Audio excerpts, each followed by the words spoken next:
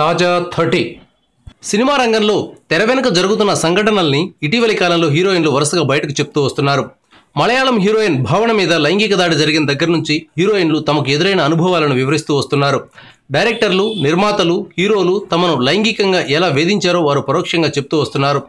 సరిగ్గా ఇదే సమయంలో సుచిలీక్స్ ద్వారా బయటకొచ్చిన వీడియోలు హీరోయిన్లు చెప్తున్న విషయాలకు బలం చేకూర్చాయి. ఈ నేపథ్యంలో తమిళ నటి లేఖా వాషింగ్టన్ తనకు ఎదురైన చేదు అనుభవాలను వివరించింది. ఈమె ఒకప్పుడు తమిళంలో టీవీ యాంకర్. బుల్లితెర మీద నుంచి వెండితెర మీదకి వచ్చింది.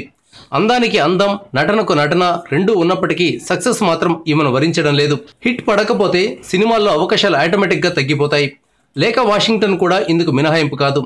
చేతిలో సినిమాలు లేవన్న ఫ్రస్ట్రేషన్ కావచ్చు, మరో కారణం కావచ్చు, తాను సెక్స్ టార్చర్ను అనుభవించారని ఈ లేఖ చెప్పుకొచ్చింది. సినిమాలో అవకాశం ఇస్తానని చెప్పి ఒక తమిళ దర్శకుడు తనను లైంగిక వేధింపులకు గురి చేశాడని తెలిపింది. ఈ సినిమాలో నీకు ఛాన్స్ ఇస్తే దానికి ప్రతిఫలంగా నాకేమిస్తావు అని ఒక డైరెక్టర్ అడిగినట్లు లేఖ చెప్పింది. ఆ డైరెక్టర్ ఏమి ఆశిస్తున్నాడో తెలుసు కాబట్టి దూరంగా ఉన్నానని తెలిపింది. అయినా అతడు తనను వేధించాడని చెప్పింది. సినిమా రంగంలో హీరోయిన్లుగా, క్యారెక్టర్ ఆర్టిస్టులుగా మహిళలు నిలదొక్కుకోవడం కష్టంతో కూడుకున్న పని అని ఆమె అంటోంది.